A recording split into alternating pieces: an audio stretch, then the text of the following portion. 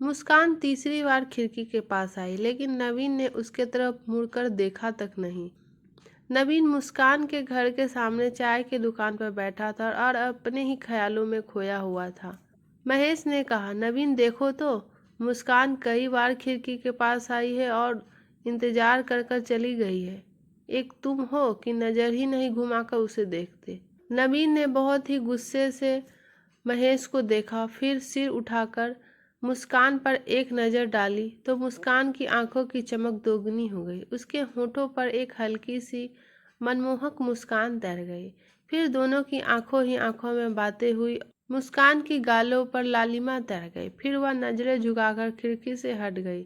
कुछ देर बाद मुस्कान की छोटी बहन खुशी चाय की दुकान पर आई। उसने नवीन के हाथों में अपना मोबाइल फ़ोन थमा दिया। उसने यह भी कहा कि दीदी ने यह मैसेज भेजा है, उसका मोबाइल ख़राब है, इस पर जवाब लिख दो। नवीन के हाथों में वही मैसेज जैसे फड़फड़ा रहा था। उसने पुरानी मुलाकात याद आ रही थी, जब वह पहली बार मुस्कान से मिला था तो मुस्कान सिलाई सीखने जा रही थी।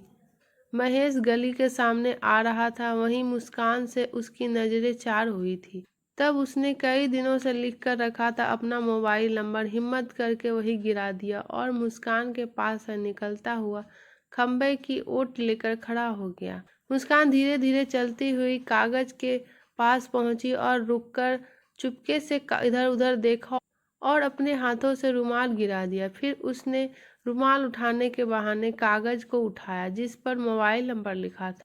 तेज कदमों से चलकर वो अपने सिलाई स्कूल तक चली गई। नवीन ने चैन की सांस ली। सोचा कि यह तो अच्छा हुआ कि उस समय गली में कोई नहीं था। कुछ देर तक नवीन वहीं खड़ा रहा और अपनी घबराहट पर काबू पाने की कोशिश कर रहा था। फिर चलकर मुस्कान के सिलाई स्कूल की तरफ चला गया। मुस्कान के सिलाई स्कूल के सामने बैठकर समय गुजारने के लिए उसने कई बार मूंगफली खाई। वह मूंगफली खाता रहा और सुनहरे सपने देखता रहा। कुछ देर बाद एक लड़की मूंगफली वाले के पास आई। मूंगफली लेकर जाते समय नवीन के पास रुकी, फिर बोली, यह चिट मुस्कान ने दी है। और चिट देने के बाद वह तेज कदमों से सिलाई स्कूल में घुस गई।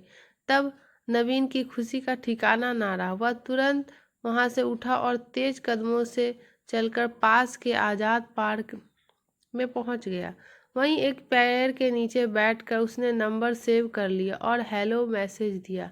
मुस्कान ने जवाब में मैसेज किया, मैं जब जब तुम्हें देखती हूँ मेरे मन के तार झंझना उठते हैं। आज तुम्हारा नंबर पाकर मैं बहुत खुश हूँ। ऐसा लग रहा है कि खुशी से नाचने लगूं। कल घर से सहेली के यहाँ जाने का बहाना बनाकर मैं घर से निकलूंगी।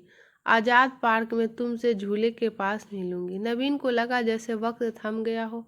उसके दिन और रात भारी लग रहा था। किसी तरह दिन रात बीते। दूसरे दिन वह मुस्कान से मिला। उसके बाद तो सिलसिला चल पड़ा। कभी सिनेमा घर में, कभी हाउस कैंप में उसके सामने कटने लगी। एक रोज मुस्कान ने उसे अपनी एक सहेली के कमरे में बुलाया जो एक घर की बरसाती में रहती थी। वह उन्हें कोल्ड ड्रिंक देकर चली गई।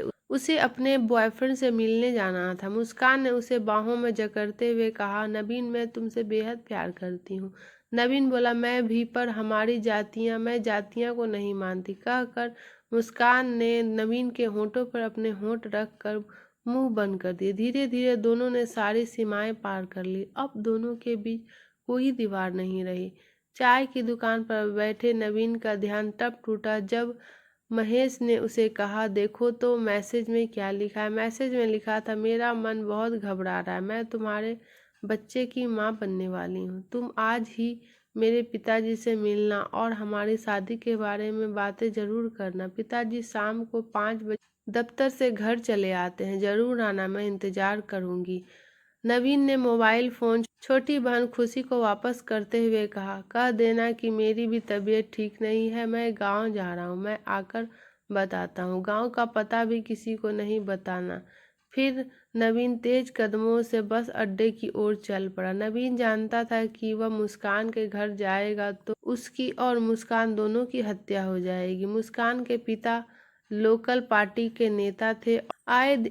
आए दिन मंदिर के आगे कीर्तन गाते नजर आते थे। उन्होंने कुछ लठैत भी पाल रखे थे। अब मुस्कान का बच्चा गिरवा दिया जाएगा, लेकिन दोनों की जान तो बच जाएगी। वह समझ गया था कि उनका प्यार तो उस रेल की पटरी की तरह है जिस पर कोई ट्रेन नहीं चलती। उसकी पटरियों पे चल कर इश्क कर सकते हैं पर कहीं पहुंच नहीं सकते।